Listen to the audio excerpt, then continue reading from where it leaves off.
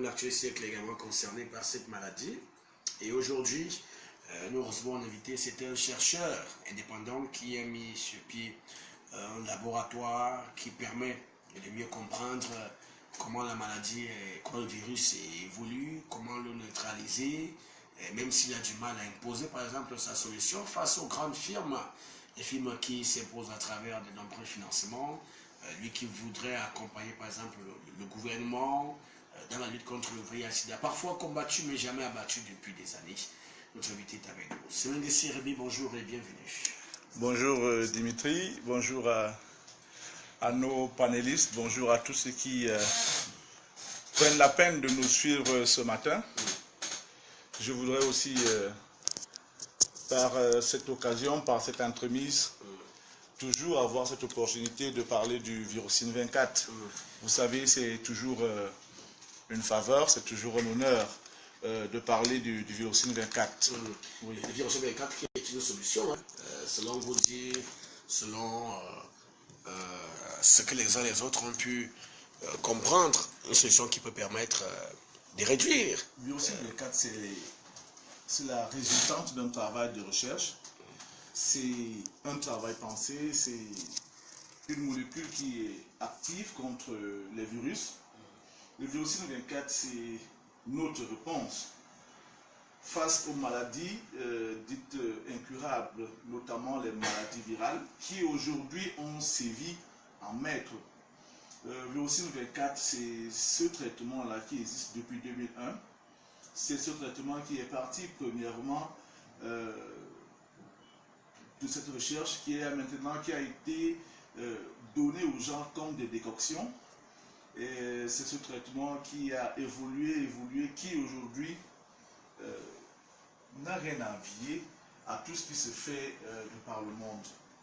Aujourd'hui, c'est un traitement amélioré, c'est un traitement qui a quitté les sentiers de grand-mère, c'est un traitement qui a quitté les marmites, et, comme on dirait, cet aspect, comme certains des patients qui nous appellent posent toujours, est-ce que c'est un traitement indigène? Donc c'est un traitement qui a quitté cet aspect. Qui a évolué carrément. Qui a été amélioré. Évolué, c'est trop dit, qui a juste été amélioré. Parce qu'avant, il n'était pas moins efficace. Il a juste été amélioré pour répondre à certaines exigences. Quand vous envoyez, par exemple, les patients que nous avons aux États-Unis ne peuvent pas recevoir du liquide. Même certains pays européens ne recevaient pas de liquide. Alors il a fallu transformer ce médicament. Et vous savez qu'on ne transforme pas un médicament parce qu'on veut le transformer.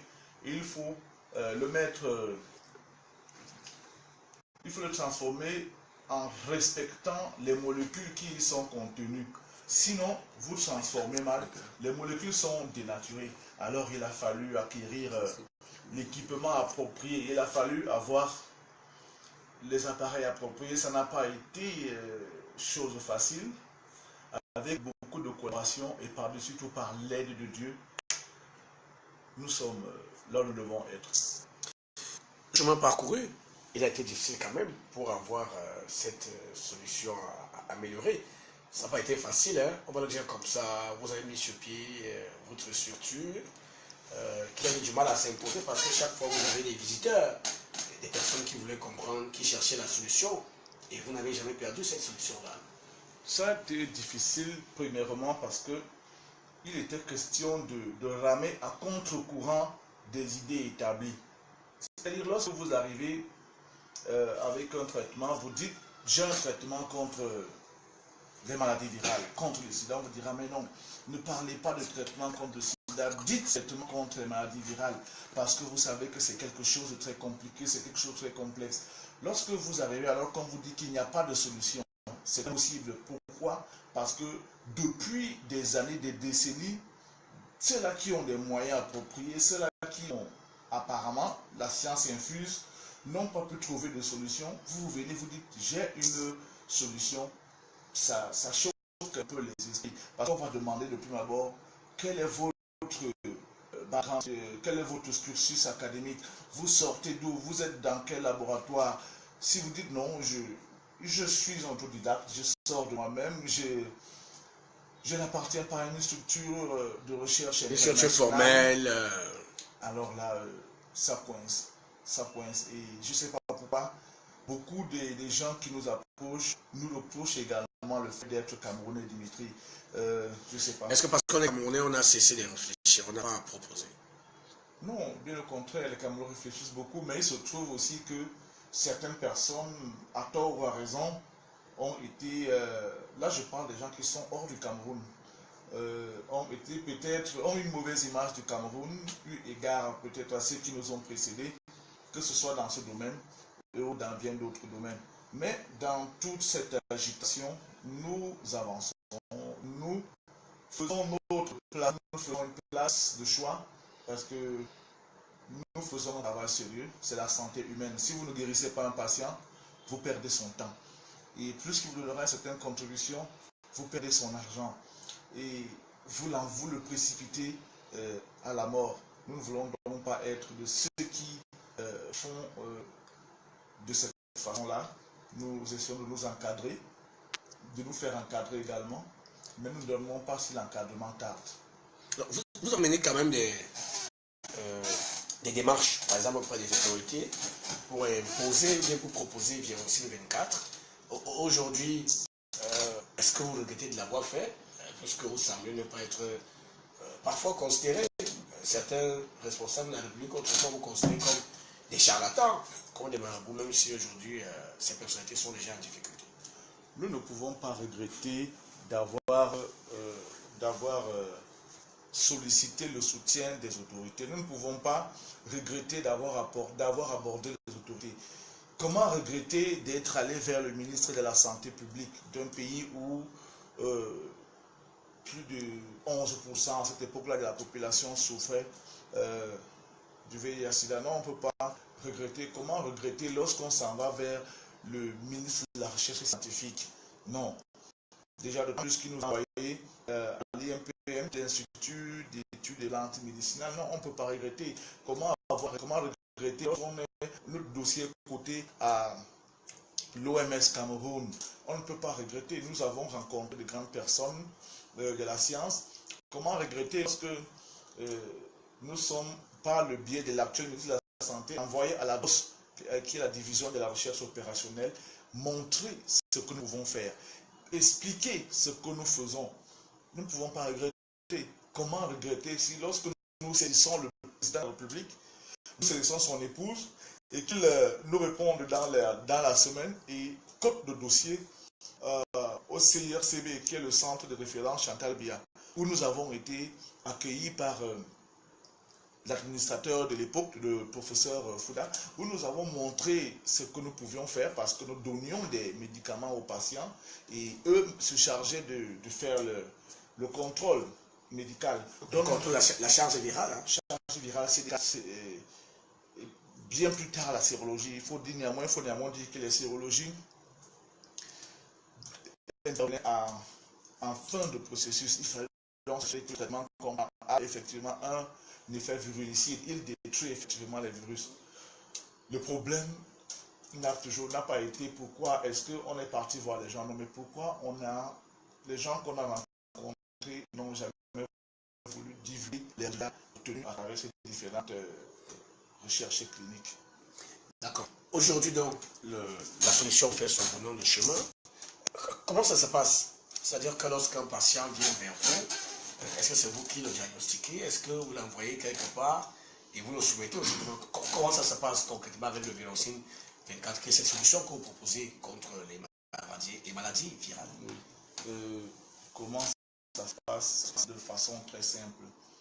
La personne qui vient à nous, premièrement, sait de quoi elle souffre. Parce que c'est quelqu'un qui a déjà eu à faire des examens qui ont déclaré positif, soit à l'une ou l'autre des maladies virales, ou même à certains cancers d'origine virale. Donc la personne vient sachant que je suis malade.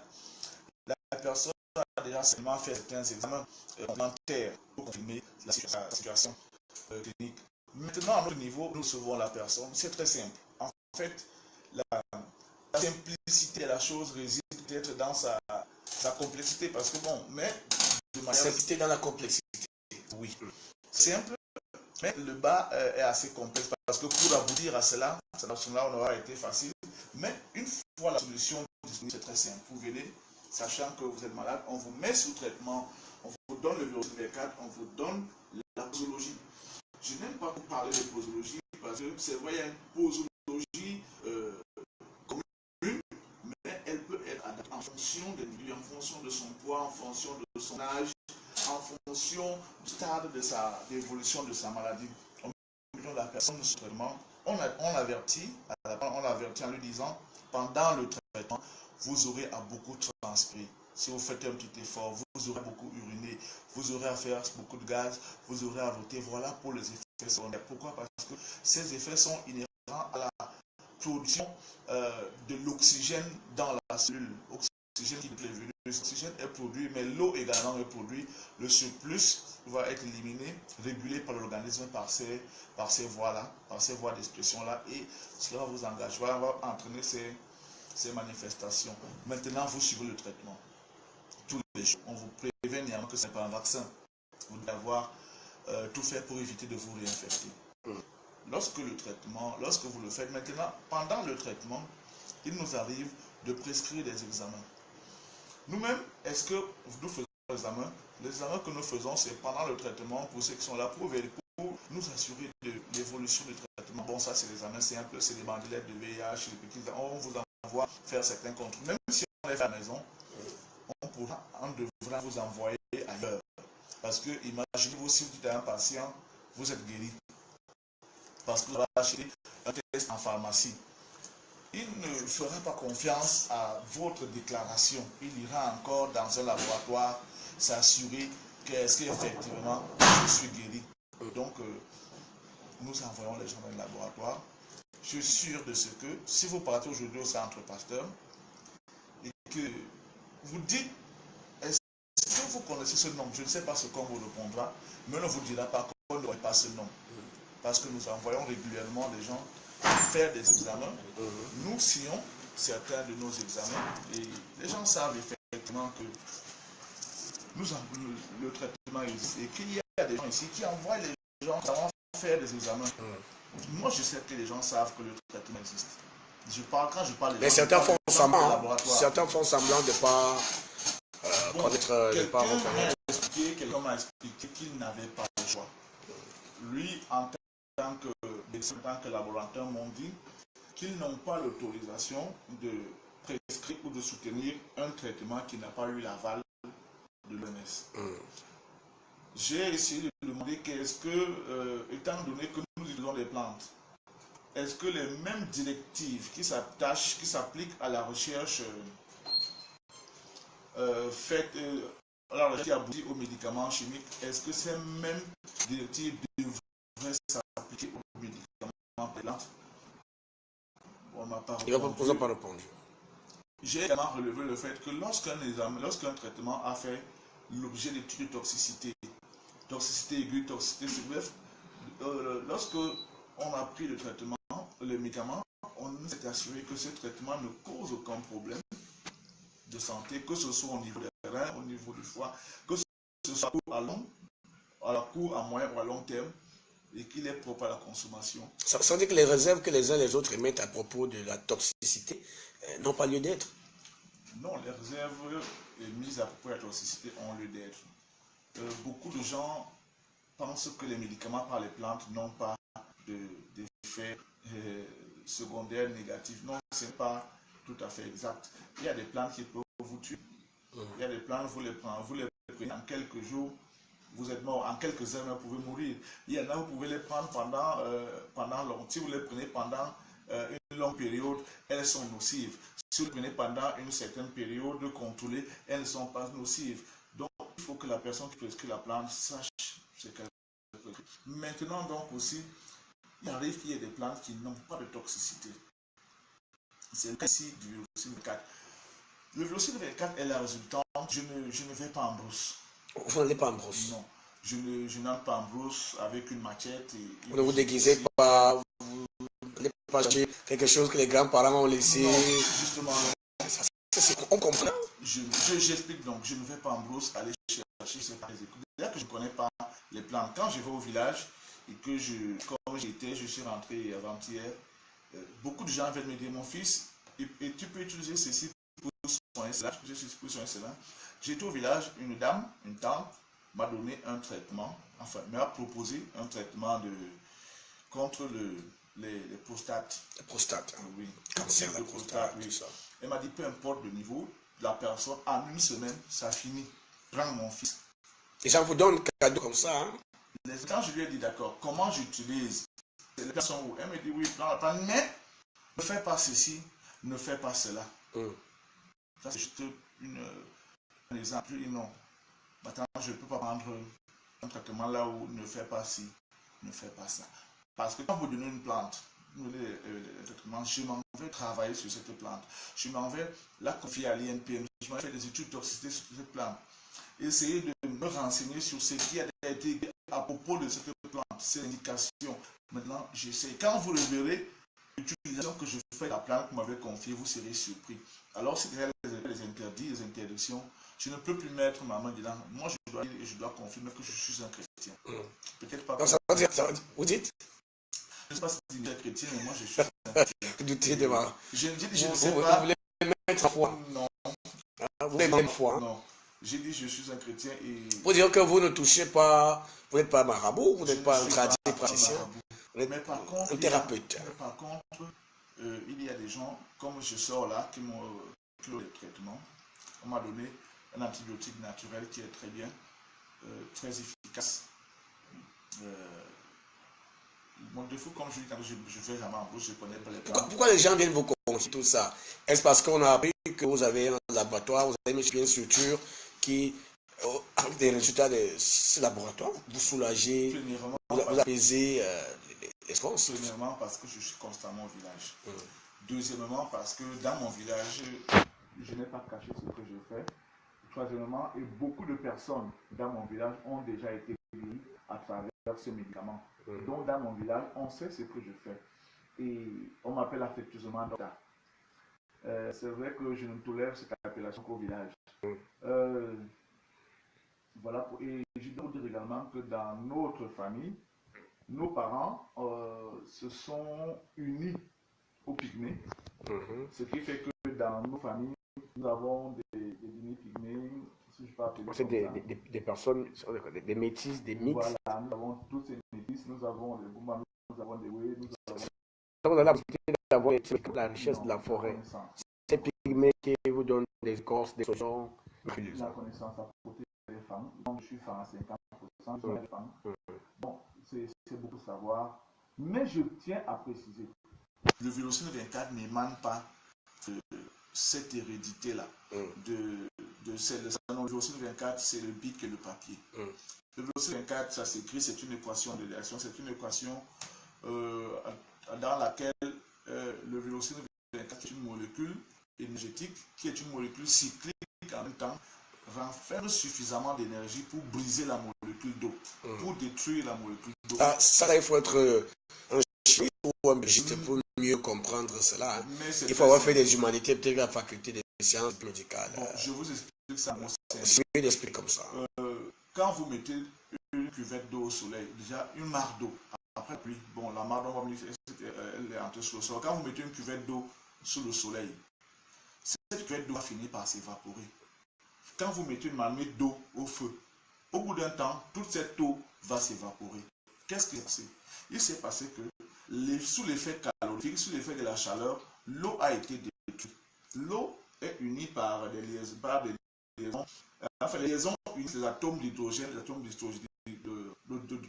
et d'oxygène. Lorsque ces atomes sont unis, alors la molécule de former et ça devient liquide et ça forme l'eau.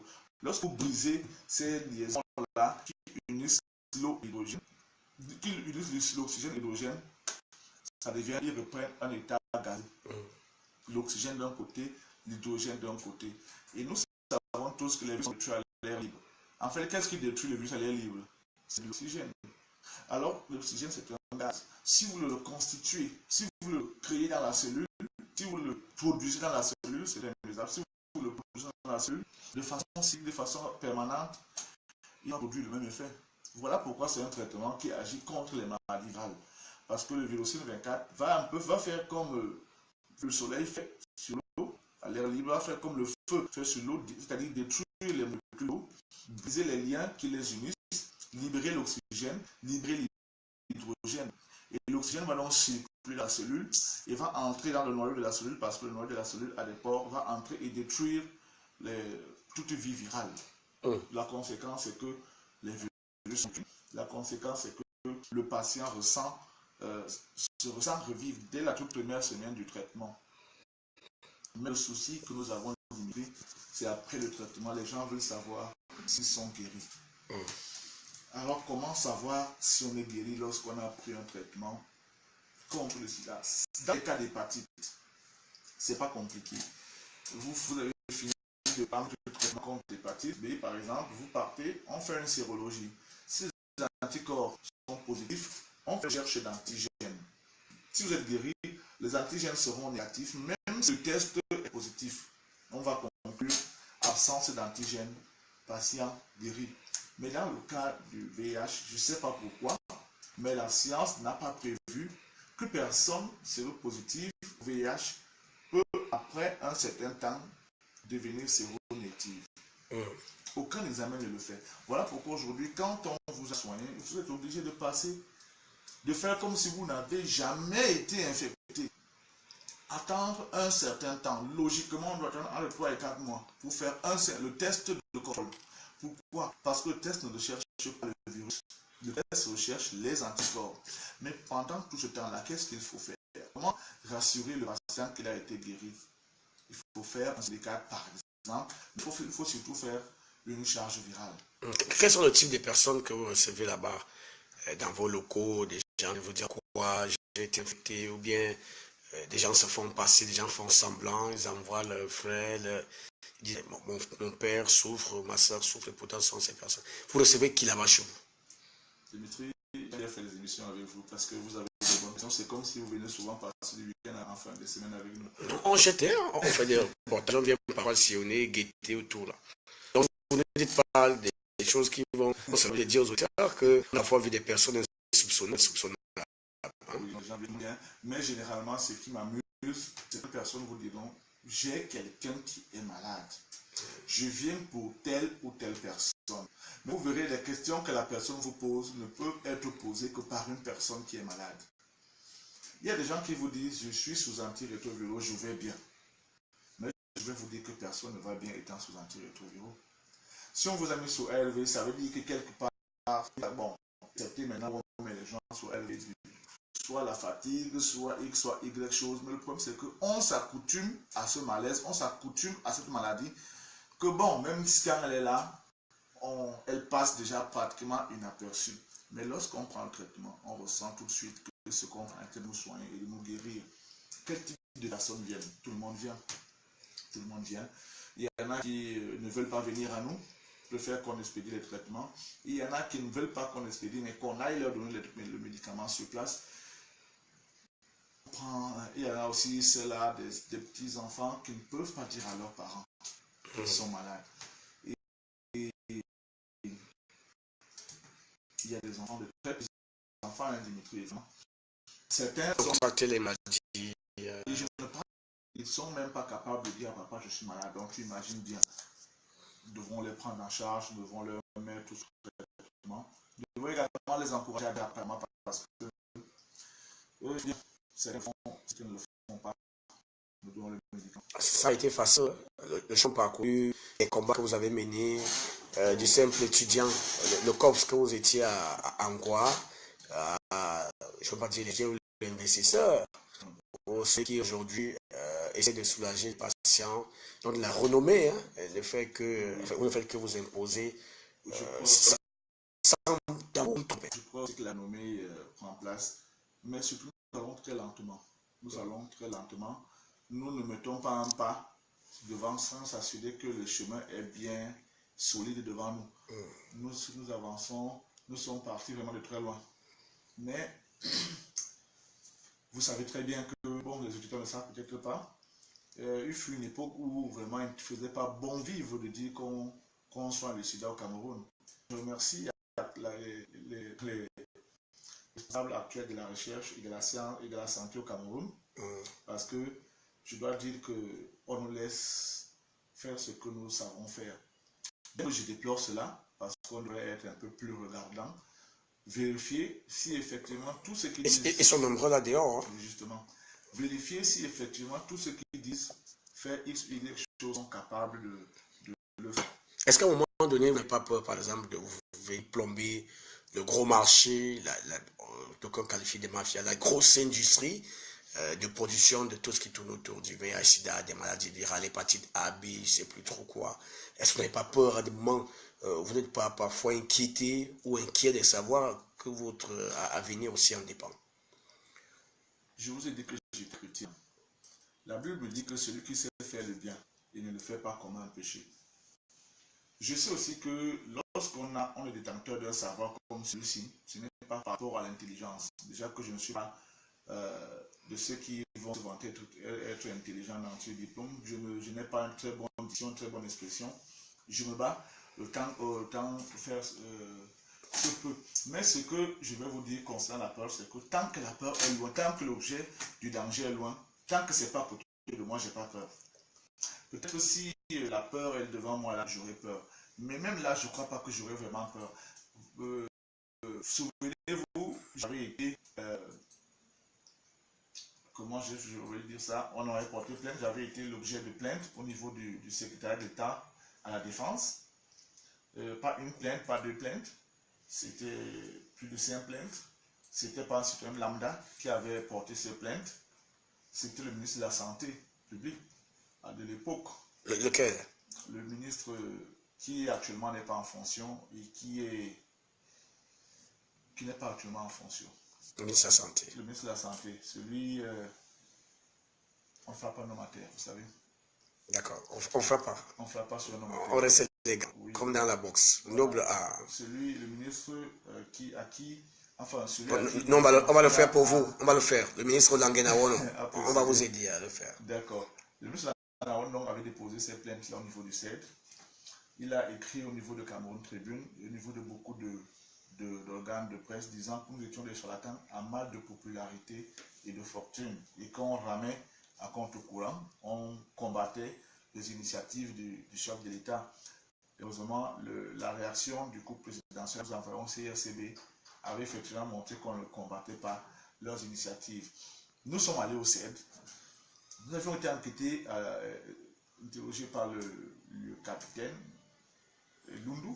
Je ne sais pas parce qu'il porte le même prénom qu'un de mes deux frères. On nous a interrogés, Qui est derrière vous? Est-ce que vous êtes sérieux? Arrêtez de faire ça, ne le faites plus. On va vous mettre en prison. Comme je riais, comme j'étais calme, il m'a demandé pourquoi je n'ai pas peur. Non, je lui ai dit, je n'ai pas peur parce que je ne vole pas. Je n'ai pas peur parce que je n'escroque pas. Je n'ai pas peur parce que je n'aurais pas peur d'être en prison parce que je fais ce que je fais. Non. Il m'a dit, est-ce que je peux prouver que ce que je fais donne du résultat? Je lui ai dit, la seule façon que je peux prouver, c'est si les patients pouvaient venir témoigner. Il m'a dit, bon, est-ce que les patients peuvent témoigner? Je lui ai dit, avec cette maladie-ci, c'est très compliqué. C'est rare de voir des gens venir dire que c'était oui, mais en même temps, j'avais certains de mes collaborateurs qui étaient dehors, coup de fil à gauche, coup de fil à droite. À ce moment-là, j'avais un de mes patients qui travaillait à la primature. Il y est toujours d'ailleurs. Un patient? Un ancien patient. Un proche collaborateur de l'époque, il était le proche collaborateur au ministre Moussongé, ma famille, à l'époque, le ministre. Il a introduit le dossier auprès du ministre Moussongé, lui disant voilà un jeune garçon qui est au CED qui se bat, X raison. Qui pourtant me soulage. A demandé est-ce qu'il fait ce qu'il fait. Bon, c'est ce qu'on me rapporte. Mais ce qui est vrai, c'est qu'il a demandé si les gens sont satisfaits, qu'on le laisse tranquille. On a demandé guérir ou satisfait. Si les gens sont satisfaits, qu'on les guérir. Il faut dire que un traitement qui soigne, quel est le premier indice d'un traitement qui soigne? C'est la satisfaction physique.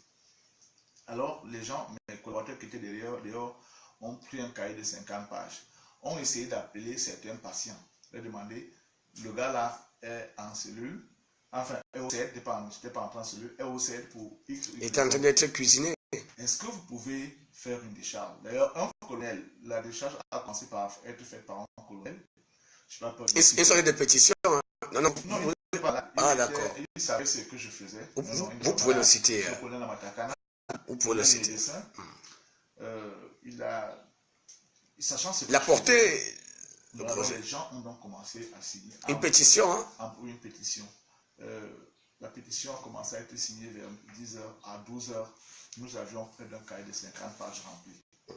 Le monsieur nous a dit, bon, moi je vais te libérer, hein. Moi je vais te libérer. Parce qu'à cette allure, vraiment, femme ne fait plus de communication. Je lui ai dit, grand, je vais faire. Je cherche, il y avait de l'huile. Bon, ici, il attendait que les choses se gâtent un peu pour qu'il enflamme la scène. Je dis merci toujours à ce père-là. Bon, c'est pour dire que le combat n'a jamais été facile. Et lorsque nous étions encore à la cité universitaire, lorsque s'asseyait souvent pour causer, pour boire, après une journée de travail, il y a toujours des personnes qui nous suivaient partout. À un moment, bon, quelqu'un nous a dit, on voulait savoir ce que vous faites. Les gens voulaient seulement filer. Est-ce qu'il y a un objectif trouble derrière cette histoire? Je crois qu'ils ont eu la raison. Nous avons vraiment compris que vous n'êtes pas là pour ça. Nous avons fait des conférences au Centre culturel Cameroun. Nous avons rempli des salles. Les gens sont venus nombreux. S'assurer effectivement, est-ce que ce que les gens disent, est-ce que cette chose est vraie? Oui, le traitement soigne. D'accord. C'est un traitement soigne. Et ça serait un peu de jours. Je crois qu'en 36 jours, celui qui doute en 36 jours peut venir. Peut vous tester, peut vous mettre à l'épreuve. Oui. Et de manière scientifique, vous démontrer que cela est possible. C'est même que vous ne partez pas. Le temps pour nous de faire un clin d'œil également à une initiative jeune.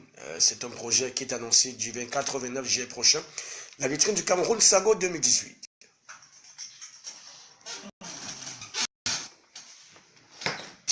Tiens, coucou à ceux qui te regardent. Bonjour à tous et nous continuons l'émission. Si vous avez des questions, vous pouvez les poser. Nous nous ferons un plaisir de répondre. Tout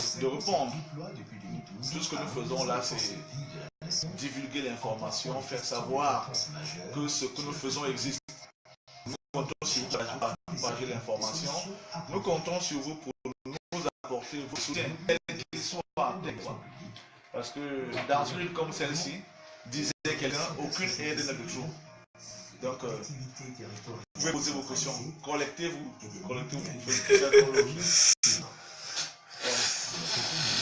Nous revenons tout à l'heure. Alors là, nous sommes nous tournons une page pub avec la vitrine du Cameroun Sago 2018 qui est lancée du 24 au 29 juillet prochain. L'équipe de cabinet Mon Communicateur, qui pilote Patrice Assiga, est à pied d'œuvre. Que se tienne d'ailleurs la première réunion préparatoire. C'est une initiative que Voice Radio soutient. Voice Radio sera partenaire média pour transmettre en direct les conférences et tout ce qu'il y aura comme articulation. Alors, nous on va revenir ici sur le plateau avec Ernie. Une grande initiative, la vitrine du Cameroun Sago 2018. C'est un jeune qu'il faut soutenir, vous aussi qui nous regardez. Je vous sais nombreux, jusqu'à Patrice lui-même, certainement est en train de nous regarder. On revient pour le dernier tournant de notre programme ce matin, c'est Altitude, tous les jours de 9h à 10h sur Voice Radio. De retour sur ce plateau pour le dernier tournant, notre programme Altitude sur Voice Radio, c'est un jeune Camerounais, originaire de la forêt quand on l'a dit, très fond de la forêt là-bas. Tout à l'heure, avant que nous tournions cette page, je vous disais qu'à 36 jours pour soulager, et si après 36 jours, quelqu'un n'a pas trouvé une sorte de solution ou d'apaisement, il faut qu'il sache peut-être que son sort est scellé. Non, justement, ce n'est pas de la magie. Quand vous partez à l'hôpital, il y a un terme qui existe, c'est un terme médical. Le contrôle. Le contrôle, c'est quoi? C'est une évaluation post-thérapeutique. Lorsqu'on vous a donné un traitement, il faut évaluer ce qui a été fait. Maintenant, lorsque ça se passe au l'hôpital, le médecin ne se gêne pas. Si ça n'a pas marché, il vous le conduit sur notre traitement, notre protocole. Mais chez nous, nous n'avons pas droit à l'erreur parce que nous répondons de notre travail. Alors, qu'est-ce qui se passe? Il se passe simplement que après le traitement, la première des choses qu'il faut comprendre, c'est que aucune guérison ne peut se situer à moins de 95%. Même si la situation de la personne est compliquée, même si la personne était alitée, sauf bien sûr si le malade avait atteint un stade d'irréversibilité absolue. Oui. Mais si le malade peut être couché, il va se relever, il va marcher. Maintenant, quand on fait contrôle, si on vous dit, vous êtes guéri à 95%,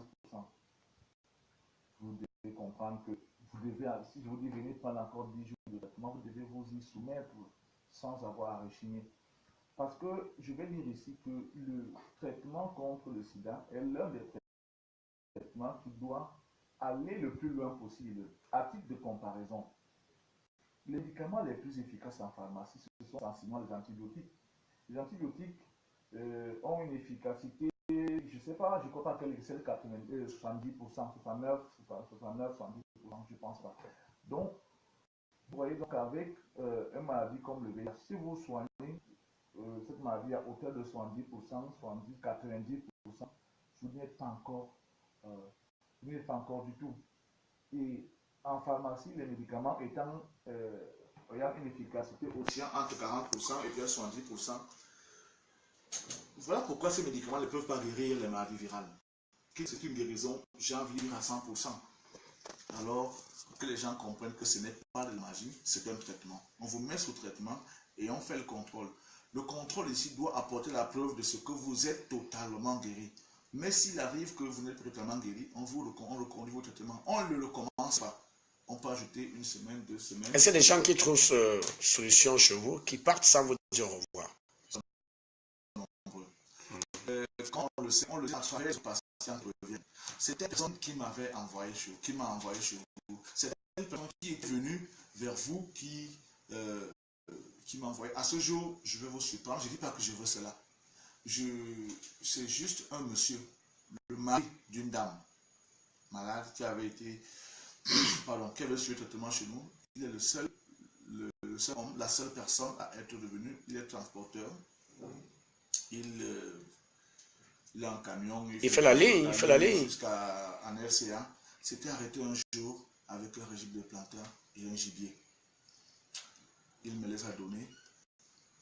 J'étais très content parce que c'était la toute première fois. Je ne dis pas que je veux ça, mais il dit c'est la seule personne qui a manifesté sa satisfaction par rapport à ce que nous faisons. Est-ce que ces personnes, parfois vous leur dites, quand vous avez trouvé guérison, vraiment, faites l'effort de ne plus vous jeter, de ne plus vous comporter de manière hasardeuse dans la société? Ce que je leur dis souvent, c'est que il n'y a pas de problème si vous êtes guéri, si vous êtes malade, ne perdez pas le téléphone.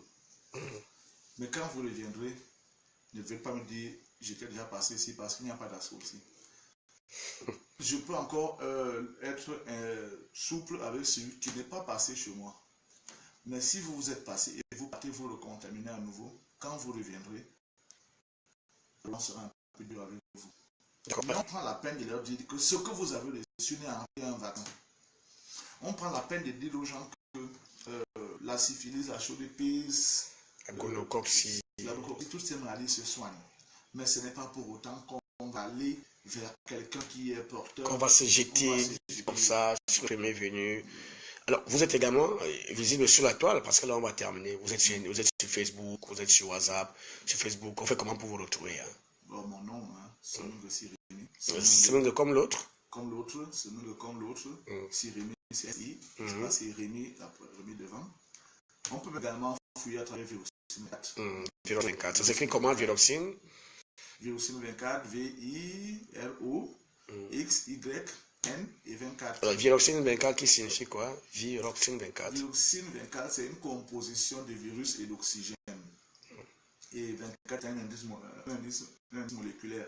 Donc, c'est l'association. Celui qui comprend saura que les virus en présence d'oxygène produisent la destruction du virus. C'est ce que signifie Viroxine 24. Et même nous avons un laboratoire. Tout ça est visible sur la toile. Les gens peuvent nous chercher, ils vont nous trouver. Vont nous trouver de ce côté. D'accord. Merci de nous avoir suivis à la maison. Le contact de l'équipe de production, c'est le 694 57 95, 695, 55, 95. Là, c'est peut-être le temps que nous sommes encore avec Semengue, lui poser une ou deux questions. 694, 57, 35, 95, c'est le contact équipe de production. Alors, on vous remercie d'être venu. Ça n'a pas été facile. Hein. On imagine entre la forêt, entre villages, c'est le réseau, des coups de fil en retard, parce qu'il y a des gens également que vous recevez nuitamment.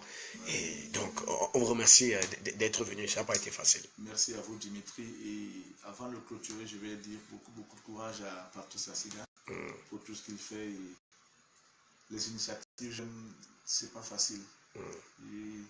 Il se bat. Ça, c'est les choses de chez nous. Hein. Ça, c'est les choses de l'océan. Nous sommes les gens très battants. Il a de l'avant. Que Dieu le bénisse encore et beaucoup. Merci, c'est terminé. Donc, on le dit définitivement pour ce programme intitulé sur Voice Radio, la fréquence 3.0. Serge V sur la mise en onde. Je suis Dimitri Yamba. On se retrouve demain avec le même plaisir. C'est avec un autre invité. Ciao.